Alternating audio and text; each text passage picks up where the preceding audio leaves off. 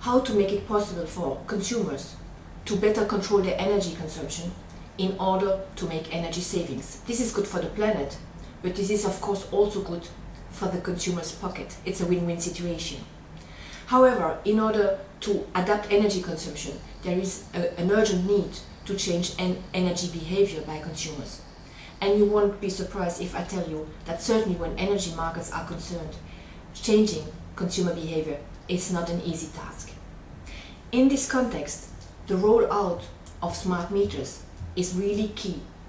It has been decided to install smart meters in every European household, and it's currently going on.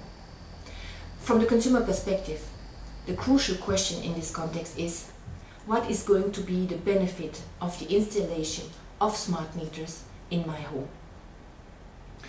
Research shows that only a very limited number of consumers is truly going to benefit from smart meters. It's naturally the high segment, the high-end consumers, those that are able to shift their energy consumption or to adapt their energy consumption and that have an economic interest in doing so.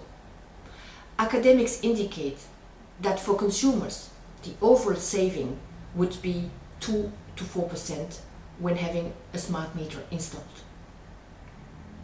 For the rest of consumers, this will be just another piece of technology that will be installed in their homes without really being able to benefit from it, but having to pay for it.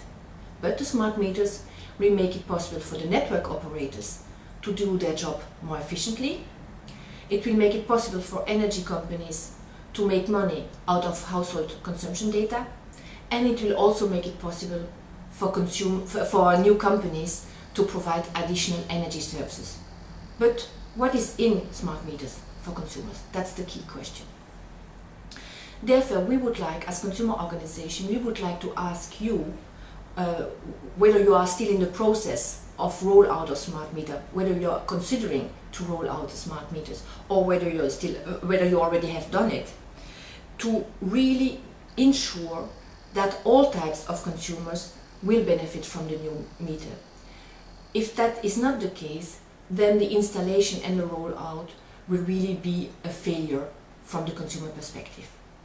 And we could make some suggestions in order to ensure that all types of consumers will benefit from the rollout of smart meters. First of all, if you are still in the process or engaging into cost-benefit analysis of the rollout, it is key to do it in an independent and unbiased way, and to really take into account the real overall costs of the rollout. Also, it is key to engage into a distributional analysis of the costs and benefits for different types of consumers of the rollout of smart meters. You should not consider consumers as a single entity. They are really not. It's also key to do a market-based rollout. Let all those companies that have an interest in installing a smart meter in households, in homes, compete with each other in order to get the best buy for consumers. Ensure that network operators and energy companies engage with each consumer when a smart meter is being installed and provide them with adequate information about the functionalities of this smart meter. Because only if a consumer receives information and advice about how to use it, they can optimize its use in their homes. And finally, please triple check at least that the personal data of the consumers are being duly protected when being used in the context of the smart technologies. We also understand that one of the benefits of smart metering is the introduction of demand response tariffs and of dynamic pricing. But please let me remind you of something which is key from the consumer perspective, is that being an energy consumer should not become a full-time job. Consumers already now struggle to navigate energy markets as they stand.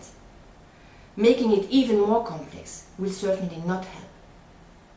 Besides, not all of them have the capacity to shift the consumption of energy to times when the energy is cheaper, and this has really to be taken into account. Ladies and gentlemen, consumers want simple, reliable, affordable energy services. They need markets that are truly competitive, that keep prices in check, and that provide value for money. Markets they can really navigate on without having to do a PhD in energy economics, have real choice, and can switch easily providers in case they're dissatisfied.